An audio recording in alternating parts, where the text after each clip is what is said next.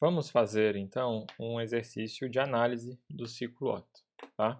Então, diz que a razão de compressão de um ciclo Otto padrão A é 9,5, né? Uma razão que acontece mesmo na prática. Antes do processo isentrópico de compressão, o ar está a 100 kPa, 35 graus Celsius e 600 centímetros cúbicos. A temperatura no final do processo de expansão isentrópica é de 800 Kelvin. Considerando calor específico constantes à temperatura ambiente, determine a temperatura e a pressão mais altas do ciclo, a quantidade de calor transferido em kJ e a eficiência térmica. Então, vocês têm condições de fazer baseado na análise de primeira lei que nós fizemos num vídeo anterior. Né? Relações entre propriedades, entre transferências de calor e trabalho que tem ali. Tá? Então, pausem o vídeo, tentem resolver e depois a gente resolve aqui juntos. Bom, sempre é útil desenhar o ciclo, né, e denotar todos os pontos. Então, aqui é um diagrama PV, o ciclo Otto é assim, né? Muito mal desenhado, mas dá para entender. Então, ele fala que a razão de compressão é de 9,5, né? Essa razão de compressão, então, é essa razão ali, entre V1 e V2, e entre V4 e V3, né? Ele está dizendo que é 9,5. Antes do processo isentrópico de compressão, qual que é o processo isentrópico de compressão? É o processo 1,2, né? Então, antes disso, a pressão do ar é de 100 kPa, a temperatura é de 35 graus Celsius e a análise de ciclos, né, de gás ideal sempre é bom usar em Kelvin, né? Então, isso aqui dá 308 Kelvin. E o volume, não o volume específico, né, o volume total do ponto 1, né, isso é a massa que tem aqui em todos os pontos. Lembrem que a gente assumiu que tem uma massa de ar que sofre o ciclo, né? Vezes o volume específico do ponto 1, né? E isso aqui é igual a 600 centímetros cúbicos. Daí ele fala a temperatura no final do processo de expansão isentrópica é de 800 Kelvin, né? Isso aqui é o T4, é igual a 800 Kelvin.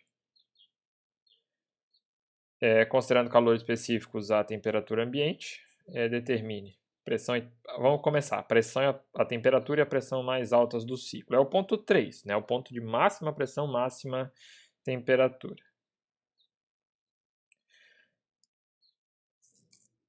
Então, eu vou desenhar, vou copiar esse ciclo aqui.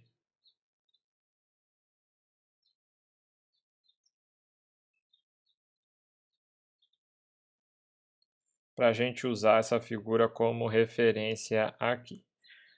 Né? Como eu falei, sempre é bom fazer um procedimento de marcha. Né? Então, do 1 para o 2, né, o que é que a gente tem?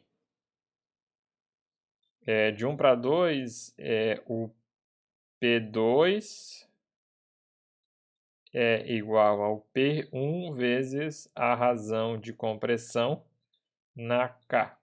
Né? Quanto é que é o K? O K vocês vão pegar numa tabela, né? O K do ar, a temperatura ambiente. Né? E vocês vão ver que o K do ar é 1,4. Tá? Isso aqui é aproximadamente 300 Kelvin, eu acho. Né? Exatamente é 1,4. Tá? Vai ser, mas mesmo se variar a temperatura, vai ser 1,401 ou 1,399, tá? Vai ser sempre perto disso. Então, K igual a 1,4. Se fizer a conta, mas vamos deixar para fazer a conta depois, né? Daí a relação aqui é de T2 é igual a T1. E aqui lembrem, né? Relações de temperatura, daí tem o K menos 1 aqui, tá? Por causa da relação de gás ideal, né? Mas não é isso que ele pede o ponto 3. Daí vamos usar as relações entre 2 e 3, né? Que é P3... mas daí eu não tenho nada que vai fechar aqui, né? Porque eu vou dizer que P3, a relação que tinha P3 sobre P2 é T3 sobre T2, né? Daí eu tenho isso aqui, mas não tenho nada disso, né? Então eu tenho que pensar em outra coisa. É que eu tenho a temperatura do ponto 4, né? Então eu posso usar o processo 3,4 agora. Então T3 sobre T4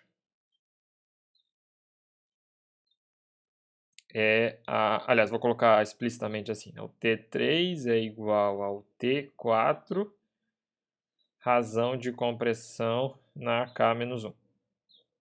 Tá, e o T4 é conhecido. Então, esse T3 aqui dá para calcular, né? Isso aqui vai dar 1969 Kelvin, tá?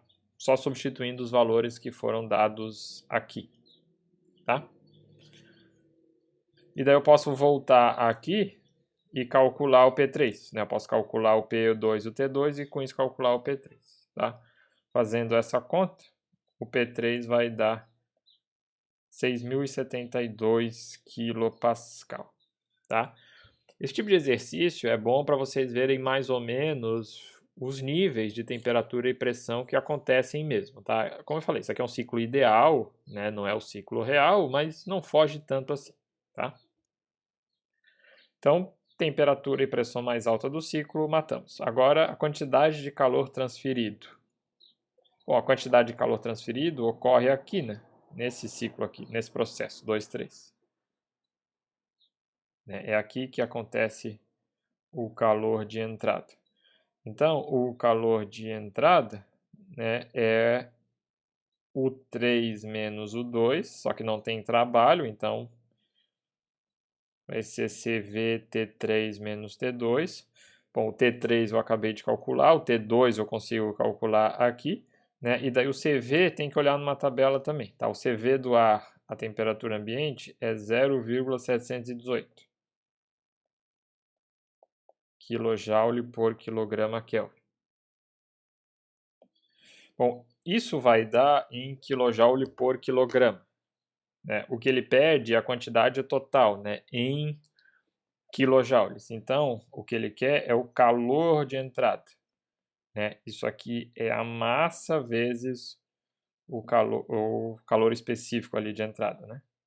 Massa vezes o calor de entrada. Só que a massa é o volume do ponto 1 pelo volume específico do ponto 1. Esse é o calor de entrada. E o volume do ponto 1 é RT1, né? E aqui P1.